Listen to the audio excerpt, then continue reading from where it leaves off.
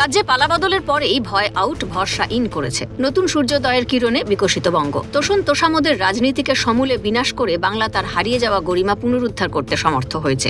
এই বাংলায় আর দুর্নীতি নেই, সিন্ডিকেট রাজ নেই, তোলাবাজদের দাপাদাপি নেই। তৃণমূল আমলে এই সমস্ত দুর্নীতির মাধ্যমে কার্যত প্রাতিষ্ঠানিক দুর্নীতিতে পরিণত করেছিল তৃণমূল সরকার। আর সে কারণেই মহিলাদের জন্য হওয়া লক্ষ্মীর ভাণ্ডারের সুবিধা পেতেন পুরুষরাও। তা একদিন নয়, মাসের পর মাস সরকারি টাকা এভাবেই ঢুকেছিল দুর্বৃত্তদের পকেটে। আর সে কারণেই সদা সতর্ক রাজ্যের বিজেপি সরকার। অন্নপূর্ণা যোজনায় যাতে কোনোভাবেই অবৈধ ব্যক্তি সুবিধে না পান, সে কারণেই চলছে ঝাড়াই বাছাই পর্ব। তাই উপভোক্তাদের টাকা পেতে বিলম্ব হলেও ভবিষ্যতে যাতে কোনো ধরনের দুর্নীতি না হয় তাই সজাগ প্রশাসন। আর এই পরিস্থিতির সুযোগ নিয়েই কিছু অসাধু ব্যক্তি অন্নপূর্ণা যোজনা নিয়ে অপপ্রচার করতে ময়দানে নেমে পড়েছেন। সাধারণ মানুষকে বিভ্রান্ত করতে ভুল তথ্য পরিবেশ করছেন তারা। তবে দুর্বৃত্তদের মনে রাখা প্রয়োজন, এই সরকার বিজেপির সরকার। দুর্নীতি রোধে যা যা করণীয় তা একদিনে করে দেখিয়েছে শুভেন্দু অধিকারীর নেতৃত্বাধীন সরকার। তাই মঙ্গলবার অন্নপূর্ণা যোজনার ধন্যবাদ জ্ঞাপনের অনুষ্ঠান থেকে কেন সরকার সময় নিচ্ছে তার ব্যাখ্যা দিয়েছেন খোদ মুখ্যমন্ত্রী। শুভেন্দু বলেন, তৃণমূল আমলে মৃত মহিলাদের নামে প্রতি মাসে টাকা ঢুকেছে, অনুপ্রবেশকারীরা টাকা পেয়েছেন, এমনকি পুরুষরাও লক্ষ্মীর ভাণ্ডার পেয়েছেন। কিন্তু বিজেপি চায় না সরকারের টাকায় কোনো দুর্নীতি হোক।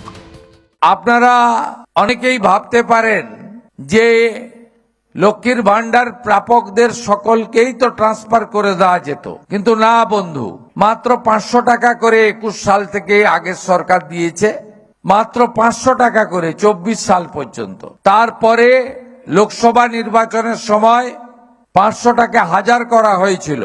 আর বিধানসভা ভোটের আগে 2 মাস তারা দিয়েছেন 2 মাস 1500 টাকা করে। এই 500 টাকা করে দিতে 9 মাস সময় লাগিয়েছিল বিগত সরকার, এবং 1,52,00,000 মহিলাকে তারা দিতে পেরেছিল।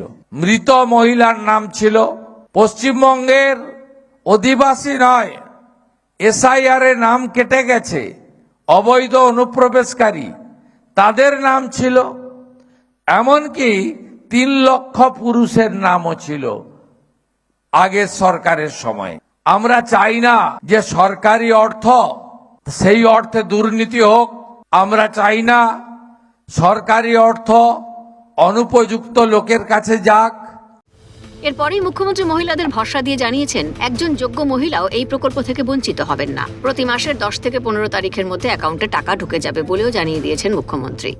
এই ৭৬,৮১৭ জন যারা ইতিমধ্যে উত্তর কলকাতায় যোগ্য হিসেবে বিবেচিত হয়েছেন, এদের কাছে আমার আবেদন, মা অন্নপূর্ণা যোজনার নামে যে স্কিম তৈরি হয়েছে, প্রত্যেক মাসে 2য় সপ্তাহে আপনাদের কারোর কাছে যেতে হবে না। 10 থেকে 15 তারিখের মধ্যে প্রত্যেক মাসে আপনাদের অ্যাকাউন্টে টাকা এসে যাবে, এবং কোনো টেকনিক্যাল সমস্যা থাকলে আপনারা স্থানীয় মহিলা মোর্চার নেতৃত্বর সহযোগিতা নেবেন। আমরা নিশ্চিত এই রাজ্যের একজনও উপযুক্ত মা বোন দিদি আমাদের এই কর্মসূচি বা এই প্রতিশ্রুতি থেকে বঞ্চিত হবে না।